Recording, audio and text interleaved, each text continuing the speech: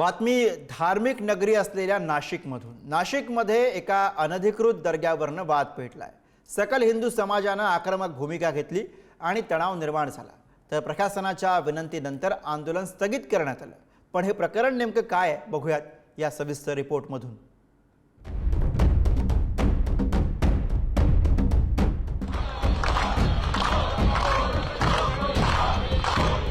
धार्मिक नगरी असलेल्या नाशिकमध्ये एका धार्मिक स्थळावरनं वाद निर्माण झाला।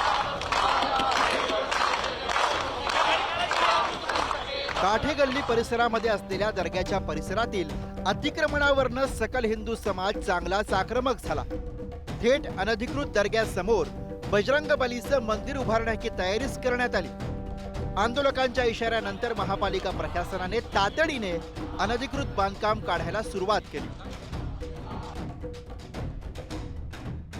या सगळ्या प्रकरणाला जबाबदार गेल्या 25 वर्षातले प्रशासकीय अधिकारी आहेत आणि एकदा हे अतिक्रमण मोकळं होऊ द्या किंवा नका होऊ देऊ, या सगळ्या प्रकरणाची चौकशी होईल आणि हे अतिक्रमण का अधिकाऱ्यांनी काढलं नाही त्या अधिकाऱ्यांना याचा जाब द्यावा लागेल आणि त्याची फळंही भोगावी लागतील।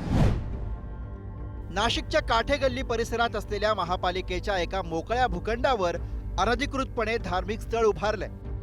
गेल्या अनेक वर्षांपासून स्थानिक नागरिकांकडून या संदर्भात तक्रारी करण्यात येत होत्या, पण पालिका प्रशासनानं दुर्लक्ष करत कारवाई करायला टाळाटाळ केली। पण सकल हिंदू समाजाच्या वतीनं आंदोलनाचं हत्यार उपसल्यानंतर पालिका प्रशासनाला तोडक कारवाई करावी लागली।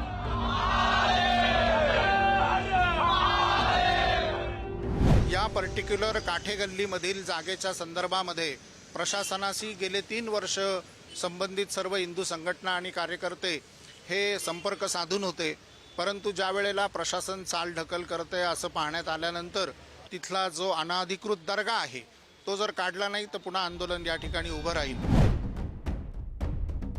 अतिक्रमण हटवण्याच्या कारवाईला सुरुवात झाल्यानंतर शहरामध्ये 2 गट रस्त्यावर आले। त्यामुळे पोलिसांनी तणाव निवळण्यासाठी विविध पावलं उचलली। काठेगल्ली परिसरात आलेले महंत सुधीर दास यांना ताब्यात घेतलं, तर महंत अनिकेत शास्त्री यांना घरातच नजरकैदेत ठेवण्यात आलं। तसंच आमदार देवयानी फरांदे यांना काठेगल्ली सिग्नलवर अडवलं, तर संत सावतामाळी चौकात जमावाकडनं हनुमान चालीसा पठण करण्यात आलं। 7 दिवस या विषयावरती आम्ही सर्वजण जे आहोत हे थांबणार आहोत आणि 7 दिवसानंतर महानगरपालिकेने याच्यावरती लीगल अभ्यास केल्यानंतर त्यांनी आम्हाला असं सांगितलेलं आहे की आम्ही त्याच्यावरती लीगल अभ्यास करतोय आणि असं नको व्हायला की अजून कुठलं काही डॉक्युमेंट आमच्याकडनं बघण्याचं राहून गेलं आणि त्याच्यावरती कंटेम्प्ट कोर्टामधनं होईल आणि त्यामुळे महानगरपालिका सदर विषयामध्ये लक्ष टाकून निश्चित स्वरूपामध्ये स्थानिक नागरिकांना न्याय देईल। नाही, मला असं वाटतं की त्या ठिकाणी जे धार्मिक स्थळ आहे ते अजून तसंच आहे, ते कोणी काढलेलं नाही आहे। पण जे त्याला सोडून जे अतिक्रमण झालेलं होतं त्याच्यावर लोकांचा रोष होता आणि म्हणून तेच फक्त काढलं गेलेलं आहे। दरम्यान महापालिका प्रशासन, पोलीस आयुक्त आणि सकल हिंदू समाजाच्या प्रतिनिधींमध्ये झालेल्या बैठकीनंतर आंदोलन स्थगित करण्यात आलं। हे अनधिकृत बांधकाम हटवण्यासाठी महापालिका प्रशासनाला 7 दिवसांचा अल्टिमेटम देण्यात आला।